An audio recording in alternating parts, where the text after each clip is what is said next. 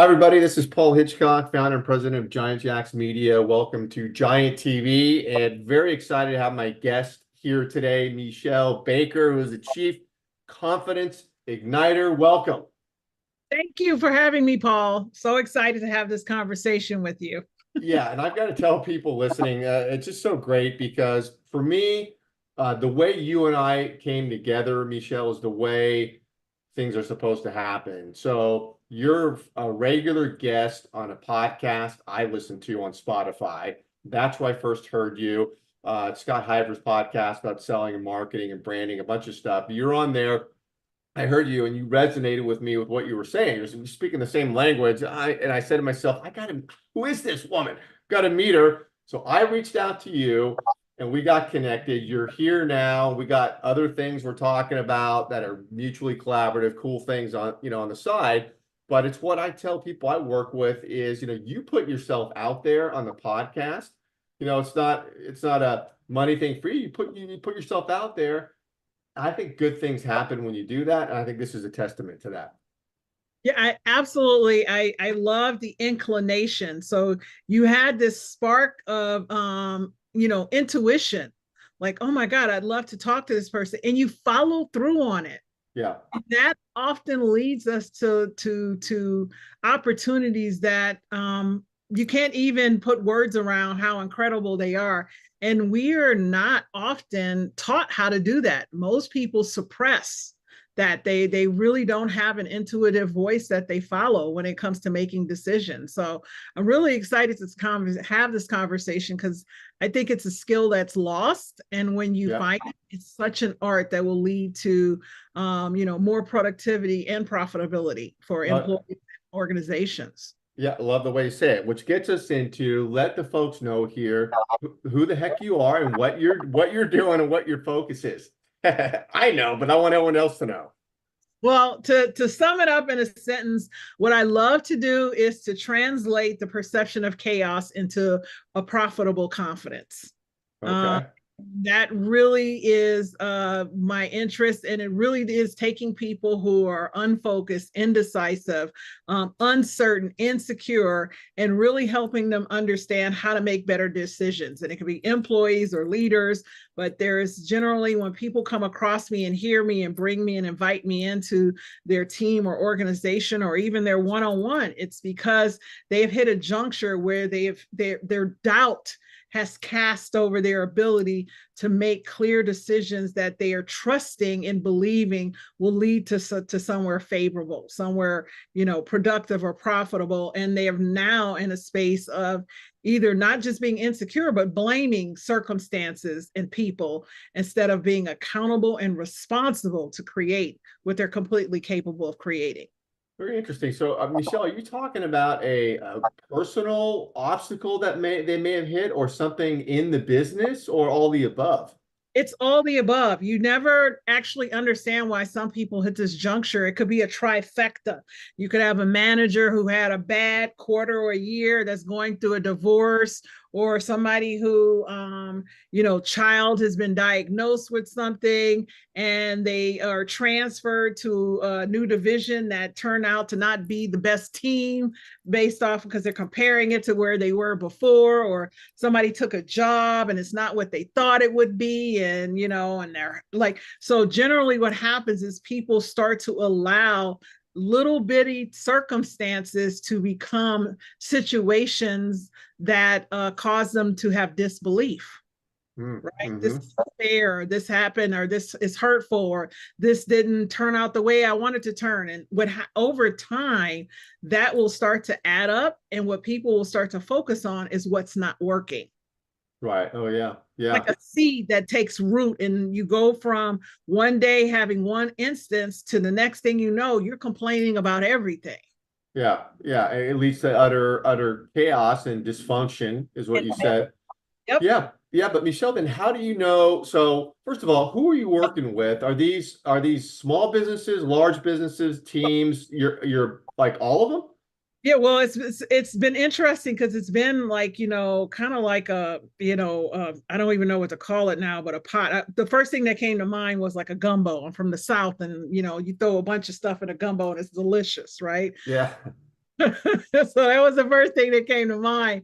But I mean, I've worked with organizations as small as where I did the all the company wide event, and I did a training, started with the leaders, and there was like, 30, 40 leaders, and then I did a 200 company wide, training, and then, fleshed it out and then kept working with leaders to over a period of time, right? So things like that, where that's the whole organization, the total 200 people, where I'm going out to Atlanta next month to work with a division of UPS, right? Oh, okay. Okay.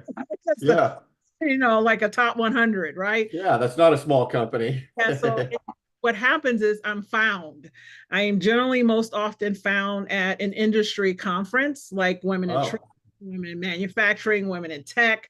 I'll speak there, and then there'll be division leaders there who are like, "Oh my God, we got to take you. We got to have you come talk to our women in operations. We have to come talk to our, sales team. We need you at a kickoff. We need you at an International Women's Day event." So that's how those conversations start, and it just leads to more, and it's led to more and more. okay. So what I tell every client is I will exceed your expectations. And Hmm.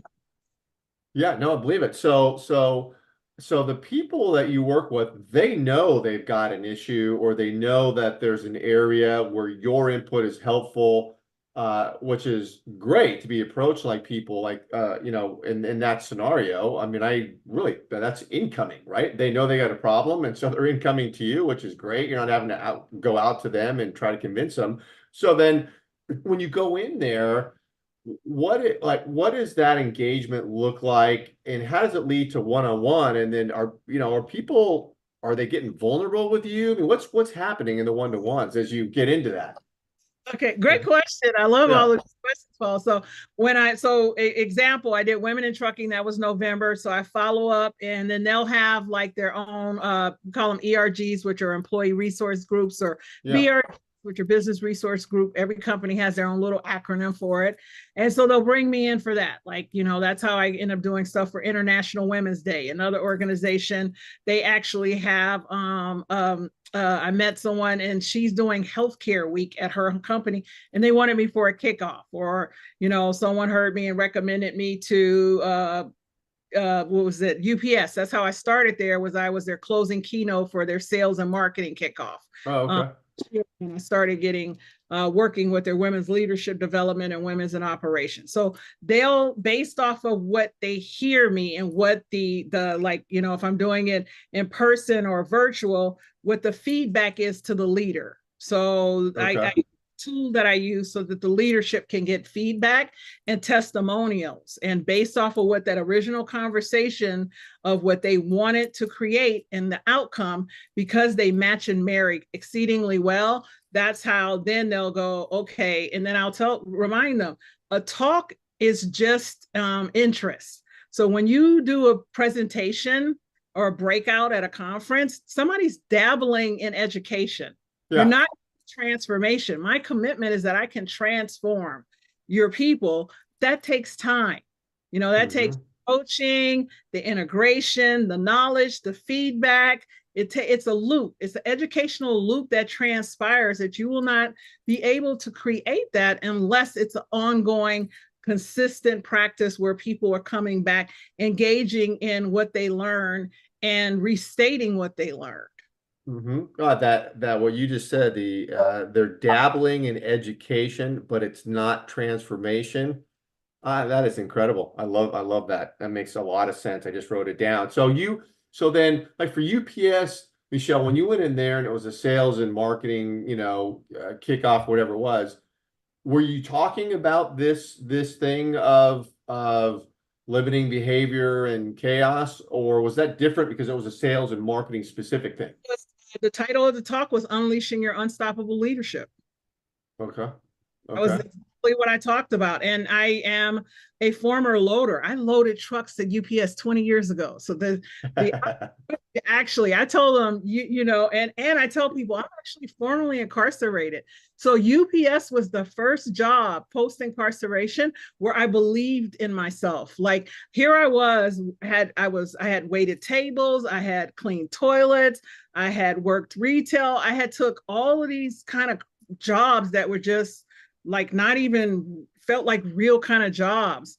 And then I got to work for this company that has brown trucks everywhere, right? Like, come on, it was UPS. So Yeah. I felt like I was given a gift, an opportunity. It was loading trucks. It was the hardest thing I ever did.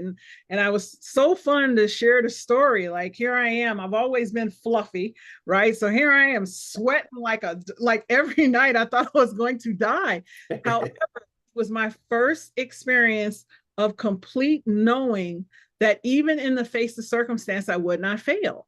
Mm-hmm. I Mm-hmm. knew I had been given an opportunity, and therefore, their failure was not an option. It was just I didn't know when I would succeed. I didn't know when the ability to load would actually kick in. I just kept doing what they told me every night with the hope that one day I'd walk in and I could do what they tell me. And there's this process where you actually have to need to create these T's. And anybody who's loaded understands that, where the boxes so they won't cave in and you're building Oh, like a brick wall with T's, and you have to look at the box and just know when you're building. You just start to know, right? yeah. And eventually it happened. And that was the first instance that I can remember in, actually physically, mentally, spiritually experiencing what faith was. And I've never let go of that. And so to be able to go back full circle and talk to these leaders and remind them that's what people need. They need to believe in something. They are hurting. You have a population of a workforce that is, trying to get by, trying to make a life that makes sense, and comparing it to things that aren't real, and coming to work unhappy, not recognizing that most of their life will be at work. And if you don't find some semblance of ease and joy in what you do, your entire life will be miserable. Yeah.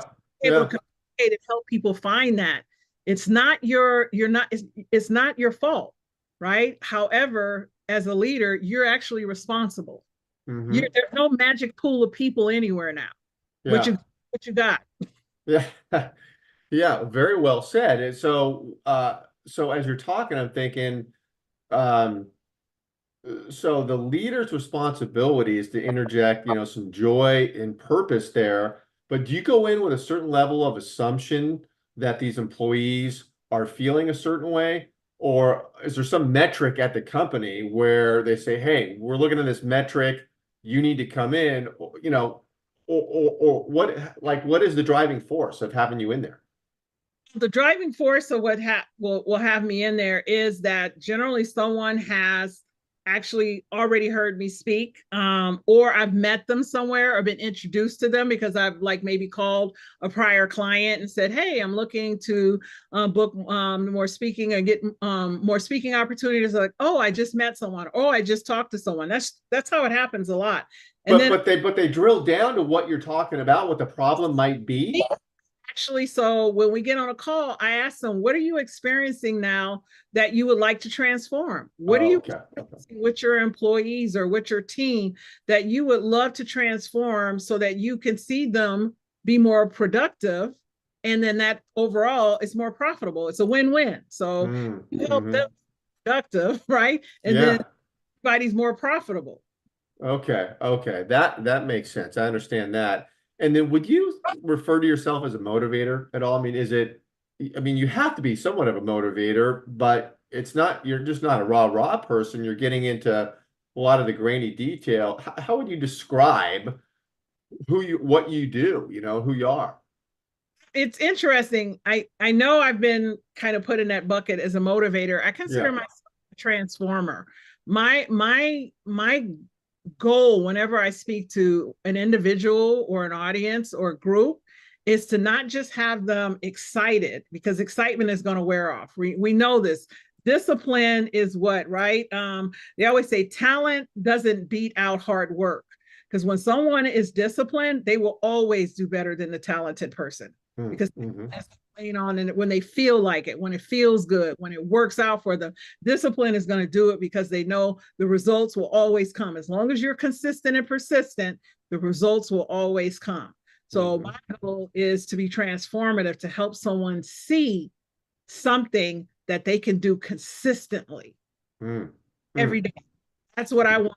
people to see? What is that one thing you can start, that you can spark right now, every day? Start today, not tomorrow, but today. As soon as you get off the call with me, as soon as you walk away from me, can you, like, if you can just put gratitude in place? Gratitude is a game changer. Tell people Mhm. you can just start being grateful today. When you Mhm. leave this talk, go call one person and say thank you. Go call the last person you argued with and say thank you. I appreciate you, right? Mhm. Because but you'll stop having that whack-a-mole nagging thing in your head reminding you of this incident where you feel bad about yourself, but you probably deflect to saying something's wrong with them, but it constantly gives this creation of negativity in your system. Oh yeah, yeah, So yeah, again, go say thank you and appreciate them. You'll get rid of the negativity. yeah, yeah, So little things that you can actually do every day that will become expansive within your and help your imagination. Imagination is infinite and unending. However, in most individuals, it's working against you. You're yeah. imagining what could go wrong, what didn't happen right, what did somebody say to you that doesn't feel good, how bad it is, how wrong it is, how unfair it is. Most people are using their greatest gift and tool against themselves. Interesting. Yeah, and really resonating what you're saying about what can you do, how can you execute. I mean, I was having discussions today on, building a business, a coaching practice, and selling, marketing, and converting to clients, and a lot of people kind of flop around on that where they don't know what to do on the conversion phase, and they have all these leads in the system. So I just got into, on a minor level compared to what you're talking about, but into time blocking, execution. What can you do today? And just be robotic about it, and the results will follow. So I have a my mentor, one of my mentors, Terry Maxwell. She afraid the way she said it, and I've coined it, is that when you until you can't not do it, Until you it's always can't not do it. It's what? right. So until it becomes a habit. So a habit is a meaning that you don't have to think about it. That Oh yeah. it's this becomes your identity. If it's not your identity, it's work. And the minute it becomes work, you will opt out. Your mind can get a foothold and you can create excuses, alibis, and justifications why you can't do it. Success makes habits out of the things they know generate results, period. So Meshell, about the one-on-ones, tell me, how does that work? What goes on there? Yeah, so a great question. Generally, the way people find me for one-on-ones is, again, I've been speaking somewhere, I've done a presentation. It's either at an industry event or at their company, and they reach out to me, and they are personally at a juncture where they've been incredibly successful, yet they're dissatisfied. They don't have fulfillment. They're like wondering, like, I've had women who are ready to divorce, or like they're just losing their mind. Yeah. Nothing bringing them happiness. And this is males and females. They're just like, how have I gotten this incredible career, yet I am so dissatisfied? I am so questioning like all my decisions and choices. So what we work on is what I call legacy work. That's when people work with me one-on-one, when they're looking to create a life that's fulfilled, where they continue to continue to expand and do even greater things in their life, but it becomes more purposeful Mm-hmm. Mm-hmm. that they're doing, because they're following. Most people have never written out a clear, captivating vision that compels them. They are following what they think they need to, ought to, should do, and they've never sat still and actually said, this is who I want to be, why I want to do it, and what I'll have. Is that like a value proposition statement? Would you say it's something like that? To that, yeah.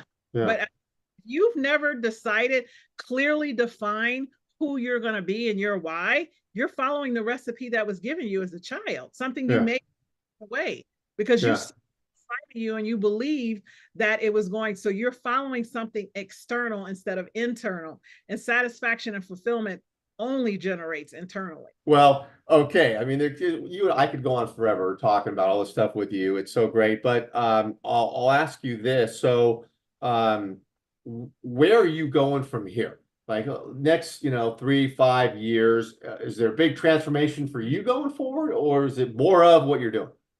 So my transformation is that I have acknowledged within the last 12 months, I acknowledge that speaking is what I love to do and what I'm amazing at. So speaking on more stages and building out tools. So thinking about how what I love to do is help transform individuals and organizations. So how can I create subscriptions or, programs that help them that, is cost effectively will help them to help their employees, help the people to become productive, help the Yeah. people want to operate in excellence. And it's very amazing because we don't live in a planet that really touts excellence. That we talk about results. However, they really don't talk, everybody wants the sausage, but no one wants to make it. Very true. Very true. It's like when I'm speaking, a question I ask sometimes my audience is like, how many people want their life to be amazing? How many people want their life to be incredible? How many people would love it if you could just bump up into something magnificent at least 1-2 times a week? Every hand goes up. I said, now, let me ask you this. What's the last time you did something amazing? What happened? You actually did something that you would consider incredible. Raise your hand, right? When was the last time you knew that given the opportunity to not do it, you decided to do excellence? You didn't have to, but you knew that it was in the best interest of all involved. So you did it anyway. You don't have to I want you to just think about it, because if you are not saying yes to all of that, then you will never experience amazing, incredible, and magnificent. It has to be you who's doing it so that you can experience it. It's easy math. Yeah. Period. Period. I get it. I get it. So much to talk about there. I want to tell everybody listening. So Meshell's information is going to be around this video, this interview, wherever you're watching it. We stream this everywhere. I highly encourage you, connect with her, get in her network as I have. There's a lot of stuff we can grab from you because she's giving before taking in so many ways. And so Meshell, thank you for this. Really appreciate you coming on. Yeah, this has been absolutely incredible. I've enjoyed meeting you. Look forward to doing more fun things. And anybody listening, just reach out, because the one thing it will be, if you work with me, it will always be amazing. Never boring, I can tell you that much. Thank you. Thank you.